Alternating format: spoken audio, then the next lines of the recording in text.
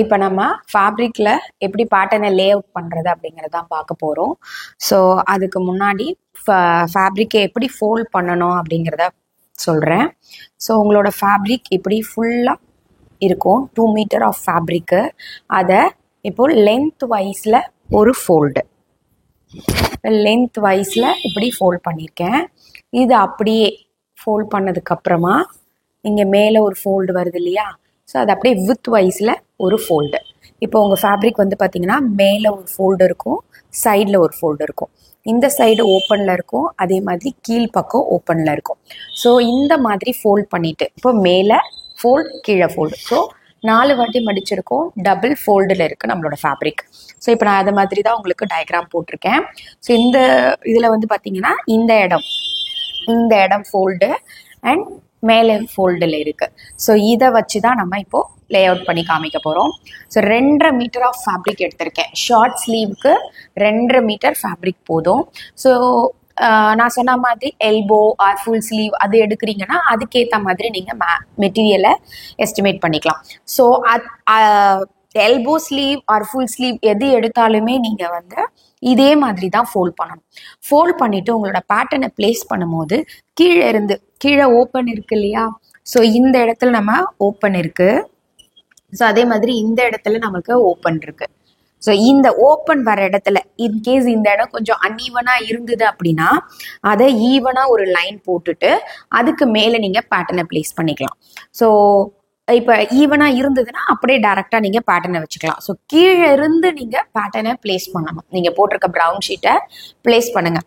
அப்படி ப்ளேஸ் பண்ணி ஃப்ரண்ட்டு பேக்கை மார்க் பண்ணி வச்சுக்கோங்க, பின் பண்ணி. அதுக்கப்புறமா நம்மகிட்ட ஒரு ஷார்ட் ஸ்லீவ் இருக்கும்.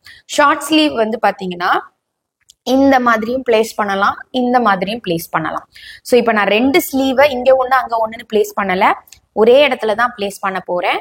ஸோ உங்களுக்கு 2 விதமாக பிளேஸ் பண்ணலாம் அப்படின்னு சொல்லிட்டு காமிக்கிறேன். ஸோ இப்போ இன்கேஸ் நீங்கள் எடுத்திருக்க மெட்டீரியல் பிளெயின் மெட்டீரியலாக இருந்தது அப்படின்னா நீங்கள் வந்து இந்த இடத்துலயே நீங்கள் ஃபோல்ட் பண்ணிக்கலாம். அண்ட் இவ்வளோ கிளாத் இருக்கிற பட்சத்தில் இந்த இடத்துல நீங்கள் எல்போ ஸ்லீவையும் கட் பண்ணிக்கலாம். இவ்வளோ தூரம் உங்களுக்கு டிஸ்டன்ஸ் வித் அதிகமாக இருந்ததுன்னா இவ்வளோ தூரம் டிஸ்டன்ஸ் இருக்கும், நீங்கள் எல்போ ஸ்லீவும் கட் பண்ணிக்கலாம். ஏன்னா மேலே ஃபோல்டு இருக்கு இல்லையா, ஸோ ஸ்லீவுக்கும் இங்கே ஃபோல்டு வேணும். ஸோ அதனால எல்போ ஸ்லீவுமே நீங்கள் கட் பண்ணிக்கலாம் பிளெயின் ஃபேப்ரிக்காக இருந்துச்சுன்னா. இதுவே உங்களோட பிரிண்ட் வந்து பார்த்தீங்கன்னா ஒரு சைட் ஃபேஸ் பண்ண மாதிரி இருந்ததுன்னா ஒன் வே பிரிண்ட் அப்படின்னு சொல்லுவோம். ஸோ ஒரு சைட் ஃபேஸ் பண்ண மாதிரி உங்களோட பிரிண்ட் இருந்தது அப்படின்னா இந்த இடத்துல போடும்போது பிரிண்ட் எல்லாமே படுத்துக்கிட்டு இருக்கும். ஸோ அப்போ கை வந்து பிரிண்ட் படுத்துக்கிட்டு இருக்க மாதிரி கை இருக்கும். அதனால இந்த இடத்துல நம்ம ஸ்லீவை அப்போ பிளேஸ் பண்ணக்கூடாது. ஸோ உங்களோட பாடி பிளேஸ் பண்ணதுக்கு அப்புறமா மேலே ஒரு போர்ஷன் இருக்கும். இந்த போர்ஷன்ல ஒன் வே பிரிண்டா இருந்தது அப்படின்னா, ஐ மீன் ஒரு சைடு பிரிண்டா இருந்ததுன்னா இந்த இடத்துல தான் பிளேஸ் பண்ணணும். அதுக்காக தான் எடுக்கும் போதே நம்ம 2.5 மீட்டர் எடுக்கிறோம். சில சமயம் 2 மீட்டர் கூட எடுப்பாங்க.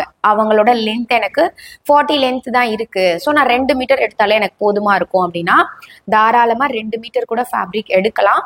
ஆனா பிளெயின் ஃபேப்ரிக்கா இருக்கிற பட்சத்துல. இதுவே பிரிண்டட் ஃபேப்ரிக்கா இருந்தது, இப்போ ஆல் ஓவர் பிரிண்ட்னு சொல்லுவோம், எல்லா சைடும் ஒரே மாதிரி இருக்க பிரிண்ட் அப்படின்னு சொல்லுவோம்.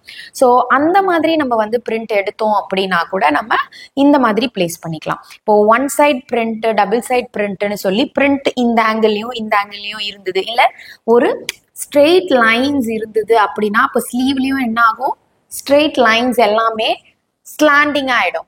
ஐ மீன் படுத்துக்கும் அந்த லைன்ஸ் எல்லாமே. அது பார்க்குறச்ச நம்ம கையை வந்து அகலப்படுத்தி காமிக்கும். அதனால பிரிண்ட்டுமே நமக்கு ஒரு சைடு பிரிண்டா இருந்தது, படுத்துக்கிட்டா மாதிரி ஒரு ஸ்லீவ் போர்ஷன் இருக்கு அப்படின்னா நம்மளோட கையை அகலப்படுத்தி குண்டா காமிக்கும்.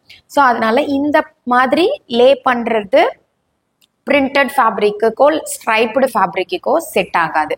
ஸோ அப்போ இந்த மாதிரி தான் நீங்கள் எடுக்கணும். இப்போ நீங்கள் பிளெயின் ஃபேப்ரிக்காக இருக்கிற பட்சத்தில் ஆல் ஓவர் பிரிண்டாக இருக்கிற பட்சத்தில் 2 மீட்டர் ஃபேப்ரிக்கே உங்களுக்கு போதுமானதாக இருக்கும். ஸோ ஃபேப்ரிக்கை பர்ச்சேஸ் பண்ணும்போது பிரிண்ட்டை செக் பண்ணி நீங்கள் மெட்டீரியலை எவ்வளோ வாங்கலாம் அப்படிங்கிறத உங்களுக்கு புரியும்.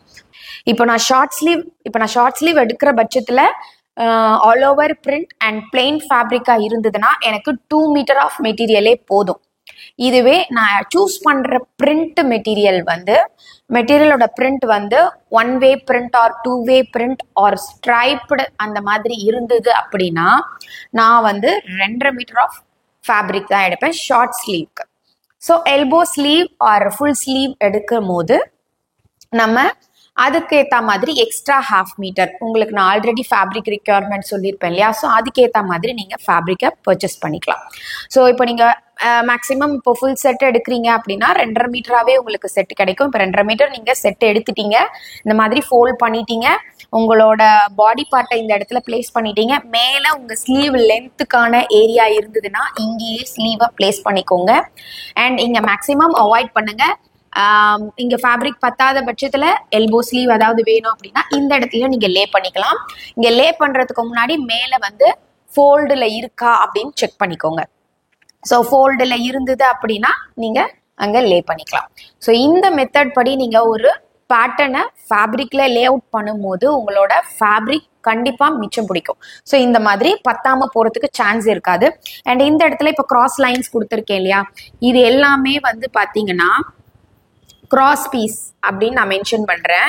ஸோ இந்த கிராஸ் பீஸ் எதுக்காக நம்ம யூஸ் பண்ணுவோம் அப்படின்னு பார்த்தீங்கன்னா நெக் லைன் ஃபினிஷ் பண்ணுறதுக்காக யூஸ் பண்ணுவோம். ஸோ நெக் லைனில் நான் மோஸ்ட்லி ஃப்ரண்ட் நெக்கை கேன்வாஸ் கொடுத்தோம், பேக் நெக்கை கிராஸ் பீஸ் கொடுத்தோம் ஃபினிஷ் பண்ணுவேன். ஃப்ரண்ட்டில் நம்ம கிராஸ் பீஸ் கொடுக்கும் போது அதோட ஃபினிஷிங் அந்த அளவுக்கு பர்ஃபெக்டாக இருக்காது. ஸோ அதனால நான் வந்து பேக்கில் கிராஸ் பீஸ் கொடுத்து பண்ணுவேன், ஃப்ரண்ட்டில் கேன்வாஸ் யூஸ் பண்ணி பண்ணுவேன். ஸோ இந்த மெத்தடில் ஃபினிஷ் பண்ணும்போது உங்களோட ட்ரெஸ்ஸோட அவுட்ஃபிட் ரொம்ப அழகாக இருக்கும். ஓகேவா? இப்போ நம்ம இந்த ஏரியா, இந்த கார்னர் ஏரியா இருக்கும் இல்லையா, ஸோ ஆல்ரெடி 4 ஃபேப்ரிக் இருக்கு இங்கே. ஸோ அதில் ஏதாவது 2 ஃபேப்ரிக் நீங்கள் எடுத்துக்கிட்டா போதும். இல்லை கட் பண்ணி எடுத்துகிட்டு ஓப்பன் பண்ணிட்டு கூட நீங்கள் கிராஸ் பீஸை நான் கட் பண்ணுற மாதிரி நீங்கள் கட் பண்ணிக்கலாம். ஸோ கிராஸ் பீஸை முன்னாடியே நீங்கள் கட் பண்ணி வச்சுட்டு இந்த பேலன்ஸ் இருக்கிறதெல்லாம் ஃப்ரண்ட் நெக் ஃபினிஷ் பண்ணுறதுக்கு யூஸ் பண்ணிக்கலாம்.